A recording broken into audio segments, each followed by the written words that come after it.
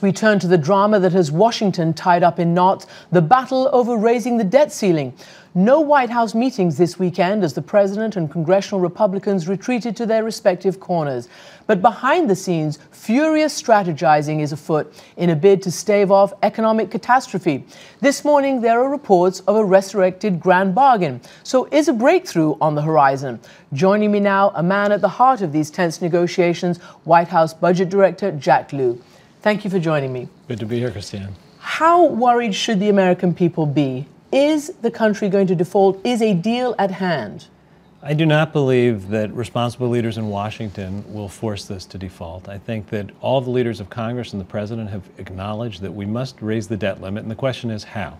I think the question is, do we do more than that? Do we also do as much as we can to reduce the deficit and provide some assurance that we're taking seriously the fiscal problems this country faces? So is there a grand bargain still on the table? Well, I think that there's multiple tracks that are being discussed. It's not a given how we get to raising the debt limit. There are some extreme voices that are saying we should push it over the edge. I think the risk of taking that path is just enormous. The president referred to it as an Armageddon.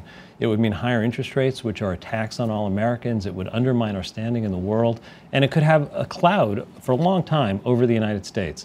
I think the question how we get there, Senator McConnell, Senator Reid have been working on a path that would in fact give Congress perhaps a way to get that done. I think the challenge is doing more. It's not enough for us just to do what we have to do. We have to do as much as we possibly can to deal with the fiscal challenges. Sitting here today with the time ticking away, what do you think is going to be the realistic one? Will it be the McConnell sort of last-ditch effort which allows the president to raise the debt ceiling and allows Republicans or anybody to register their disapproval of it? I think that what we face now is not a challenge of do we have time. It's a question of do we have the will. The president has shown through his leadership that we must take action, we must take it now. And he's spoken to the issue in his State of the Union and his budget. He spoke to it over the last few days to the public. He is pressing these discussions forward that we should do as much as we can. And he's willing to take on some very, very difficult issues. It will require for both sides to move into areas that make them uncomfortable to get this done. Well, let's talk about entitlements.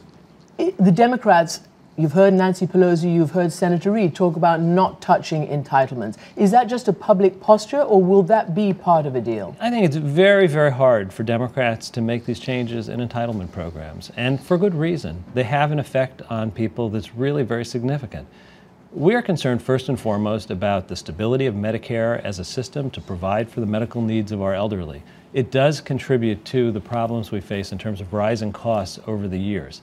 The challenge is, can we get a balanced package together? It's not fair to ask senior citizens to pay a price, to ask families paying for their college educations for their children to pay a price, but to leave the most privileged out of the bargain. But and it would everything be has part to be of on a the big table. deal, entitlement cuts, correct? I think the president made clear that depending on the size of the package, there would be different kinds of things that could be done on entitlements. There are some relatively small technical changes, and there are structural changes. In order to get the kinds of structural reforms that will be needed in the long run, there has to be a balanced package that puts taxes, revenues, as well as spending on the table. Does the president have his own plan? What is on the table? You saw Speaker Boehner saying, where are the president's cards? I think the Speaker knows quite well how far the president's willing to go. There have been detailed conversations on many, many subjects. And I think the president has shown that he's willing to move into a space that is a very hard place for Democrats to go.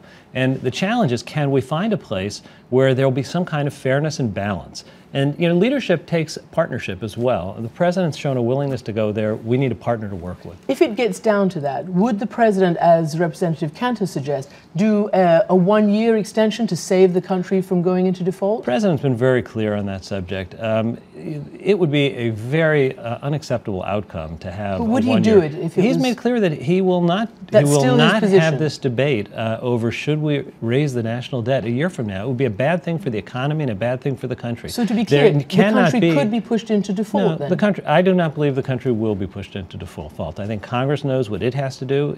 It's got time to do it. The president's made clear what he's prepared to do. and the parties are going to have to come together. It's kind of unfortunate that things always have to get to the last minute. Sometimes there are no consequences. Right now, we're in a place where the world is watching, and we should get our business done. Congress should get its job done, and the President's been working every day for the last month trying to work with them to get it done. And some kind of a deal, whether it's the grand bargain or the Mitch McConnell last-ditch effort plus, whatever it might be, would the President agree to any deal that does not include revenue raising? I think the President made clear that there are reasonable steps that can be made to reduce spending. We've already made many, many deep cuts in spending. There's more restraint that we think is in order.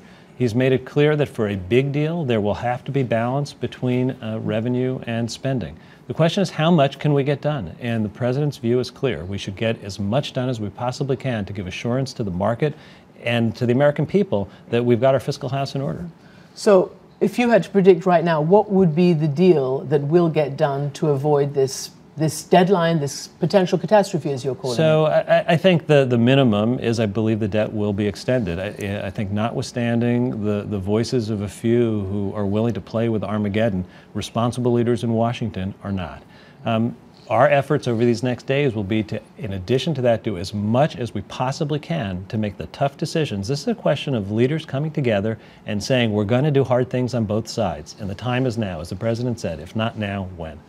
On that note, Jack Lew, thank you so much indeed for joining us. Thank you.